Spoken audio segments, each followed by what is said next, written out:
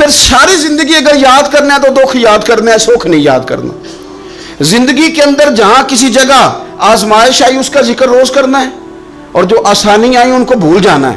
حضرت ہاجرہ کو جناب ابراہیم خلیل اللہ علیہ السلام چھوٹا سا بیٹا دے کے وادی غیر ذی زرعین میں چھوڑ آئے، اتنی سی کھجوریں، ایک مشکیزہ پانی کا.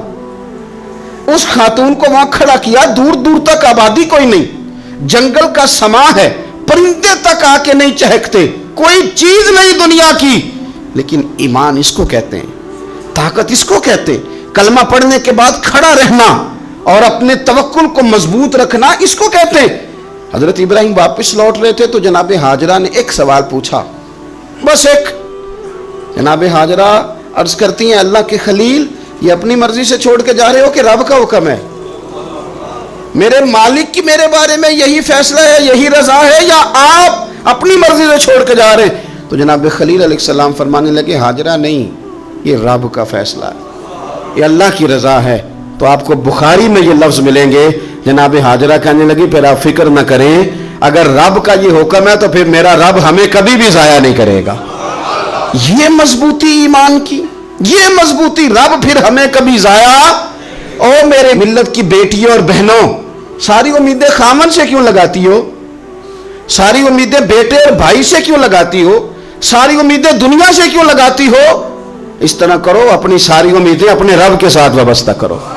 رب کی رضا پہ، رب کے فیصلوں پہ راضی رہنا سیکھو. اگر تم یہاں ٹھہر گئی نا تو تمہارے پھر آنسو بہیں گے ضرور پر اللہ کی بارگاہ میں، پھر تمہاری دعائیں کے لیے ہاتھ اٹھیں گے ضرور پر اس کا کرم طلب کریں، پھر کمزور باتیں نہیں کرو گے. جس طرح ایمان عورتوں کا مضبوط تھا، اسی طرح ہماری جو اسلاف میں خواتین گزری ہیں صحابیات، ان کا نا تبلیغ کا جذبہ بھی بڑا مضبوط تھا، بڑا مضبوط تبلیغ کا جذبہ. حضرت ام شریک رضی اللہ تعالی عنہ قبیلہ بنو عامر سے تعلق رکھتی تھی، پر مکے میں آئی ہوئی تھی، گھر گھر جا کے رسول اللہ کا دین بتاتی.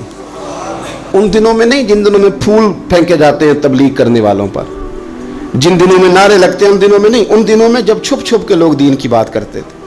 حضرت زید بن ارقم رضی اللہ تعالیٰ عنہ کے گھر میں لوگ بیٹھ کے دین سیکھتے تھے. یہ خاتون، مجھے آج کہہ لینے دیں یار، مجھے کہہ لینے دیں، ووٹوں کی ضرورت ہو تو عورتیں گھر گھر چلی جاتی ہیں، ایک سیٹ کی ضرورت ہو تو بیویوں کو گھر گھر بھیج لیا جاتا ہے. یہ دیکھو، یہ ایمان ہے رسول اللہ صلی اللہ علیہ وسلم پر صحابیات کا، یہ کمال ہے کہ گھر گھر وہ بھی گئی ہیں پر ووٹ کے لیے نہیں، رسول اللہ کے دین کے لیے، رسول اللہ کے دین کے لیے. گھر گھر حضرت ام شریک جاتی، جا کے نا، اور وہ طریقہ تھا نا، عورتوں کو قائل کرتی. بڑے کٹھن حالات تھے اسلام پر، اعلانیہ کوئی بات نہیں کر سکتا تھا.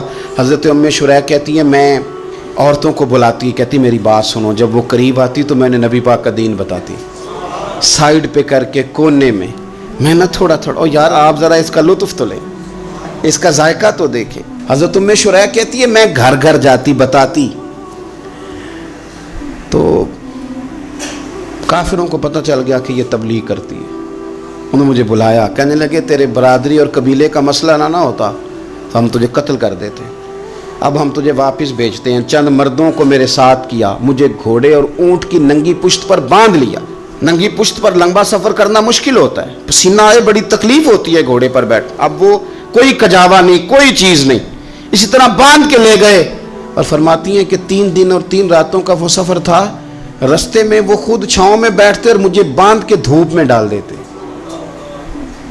3 دن میں نے زمین پر چلنے والی کسی چیز کی آواز نہیں سنی، لیکن وہ جب نبی پاک کے دین کی بات پوچھتے تو میرا کلیجہ خوشی کے ساتھ ٹھنڈا ہو جاتا، آنکھیں کھل جاتی اور میں کہتی کیا بات ہے میرے نبی پاک کے دین کی. اس کیفیت میں بھی وہ تبلیغ کی لذت اپنی جگہ موجود. حضرت ام شریک رضی اللہ تعالیٰ عنہ فرماتی ہیں کہ جگہ انہوں نے مجھے لٹا دیا باندھ کر. پیاس بڑی شدید تھی، پانی پینے کو دیتے نہیں تھے، روٹی کھانے کو. یہ ایک عورت کی بات کر رہا ہوں، یہ خاتون کی بات کر رہا ہوں. آج کل تو ہمارے بچے شام کو سالن ٹھیک نہ پکا ہو تو موبائل توڑ دیتے ہیں. یہ قوم نہیں میدانوں میں جا سکتی، جہاد نہیں کر سکتی. خاتون کہتی ہے کہ شدید پیاس تھی اور مجھے باندھ کے لٹایا ہوا تھا. مجھے جب تکلیف بڑھ گئی تو اچانک میں نے دیکھا پانی کا ایک ڈول برآمد ہوا ہے. میں نے اسے تھوڑا سا پی لیا پر طلب ابھی باقی تھی. وہ پھر آ گیا برتن، میں نے پھر پیا. तलब अभी बाकी थी, फिर बर्तन आ गया। इमाम अबू नईम ने इसको लिखा है हिलियतुल औलिया में। फरमाते हैं तीसरी दफा वो फिर भरा हुआ डोल पूरे का पूरा आ गया। अब मैंने पिया भी, अपने कपड़ों पे भी छिड़का। जब वो सारे बेदार हुए तो मुझे आके कहने लगे कि तूने हमारा पानी इस्तेमाल किया है। फरमाती है फिर उन्होंने अपने बर्तन देखे, मुश्किज़े देखे तो भरे हुए थे। मेरे करीब आके कहने लगे ये पानी कहाँ से आया? तो मैंने कहा तुम अभी मेरा अकीदा नहीं समझे, ये मेरे रब ने मुझे दिया है, मेरे रब ने मुझे दिया। फरमाती है मुझे बांध के ले जा रहे थे, पर जब मेरी बात सुनी ना तो बोल के कहने लगे हमें समझ आ गई है, तेरा दीन हमारे दीन से बेहतर है, तेरा अकीदा हमारे अकीदे से बेहतर है। और एक रवायत में यूं भी है कि वो बांध के ले जा रहे थे, पर ये कमाल देखा तो कलमा पढ़ के मदीने वाले के गुलाम बन गए।